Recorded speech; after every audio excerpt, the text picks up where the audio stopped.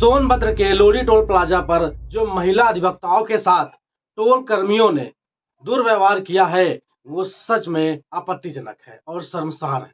बात ये नहीं है कि वो एक महिला अधिवक्ता है, बात ये भी है कि वो एक महिला है। इसको हमें ध्यान में रखते हुए और मैं आपको बिल्कुल क्लियर करना चाहता हूँ कि बात जब इतनी बढ़ गई थी, मैं ये भी बता रीजन क्या था। सिर्फ रीजन इतना था, रीजन टोल देने का नहीं था। मैं आपको बता दूं, टोल देने का रीजन नहीं था, रीजन सिर्फ इतना था।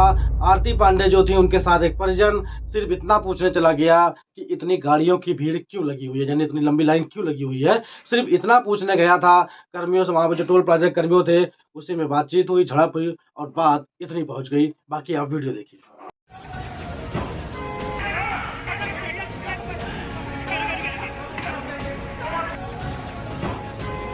सोनभद्र के जो टोल प्लाजा लोरी टोल प्लाजा पर जो मामला हुआ, अगर उसकी पूरी जानकारी की हम बात करें तो दैनिक भास्कर के हिसाब से जो लाल साड़ी में महिला दिख रही हैं उनका नाम आरती पांडे है और पेशे से एक वकील हैं।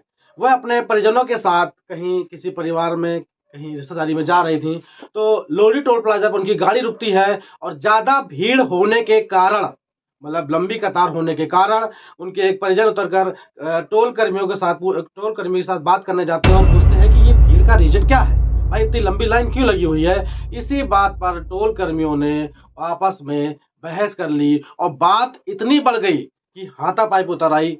आप वीडियो में लगातार आपने देखा भी किस तरीके से टोल प्लाजा कर्मियों ने एक महिला के साथ दुर्व्यवहार किया। ये सच में आपत्तिजनक। हालांकि पहले आरती पांडे बीच बचाव करती दिखी, लेकिन जब उन्होंने देखा टोल कर्मी उनके परिजनों के ऊपर भारी पड़ रहे हैं तब वो क्रोधित होकर अपने अधिवक्ता रूप में आते हुए टोल प्लाजा की पूरे पर भारी पड़ना चालू। उन्होंने दिखाया कि अधिवक्ता पावर क्या होती है।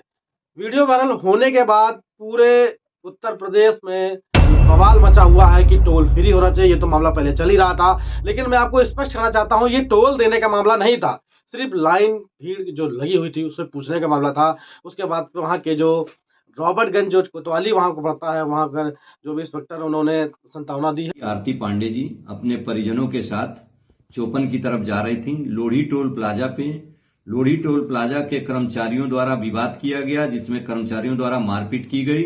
इस संबंध में आरती पांडे जी के तहरीर पे कोतवाली रावर्ट्सगंज में समुचित धाराओं में अभियोग पंजीकृत किया गया है।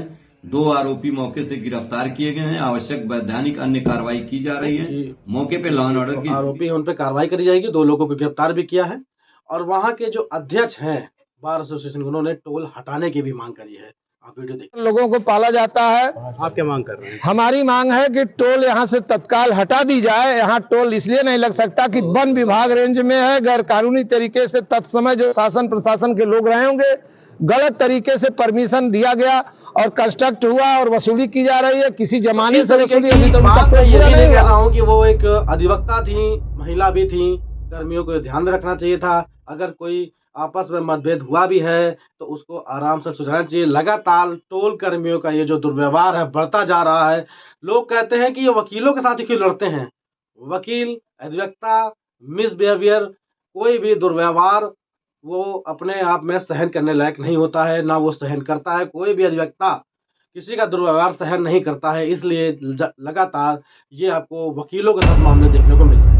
आम आदमी निकल जाता है, कोई बात नहीं, 2 गाली बर्दाश्त करके, लेकिन अधिवक्ता किसी की ना गाली बर्दाश्त करता है ना किसी की ऐंठन बर्दाश्त करता है, इसलिए वो विरोध करता है। तो मामले आप कहीं भी टोल प्लाजा पार करेंगे तो कर्मी जो वहाँ के लोग काम करने वाले होते हैं वो हरदम उस तरीके से ये बात करते हैं, इसलिए ये बवाल होता है। कुछ दिन पहले हमारे रत्नेश शुक्ला जी के साथ ये बवाल हुआ था 12 टोल पर। तब टोल प्लाजा को अधिवक्ताओं के लिए फ्री की मांग करी गई थी। इस तरीके से लगातार अधिवक्ताओं के ऊपर जो प्रहार हो रहे हैं ये बर्दाश्त नहीं करेंगे, क्योंकि मैं भी एक अधिवक्ता हूं, इसलिए बोल रहा हूं।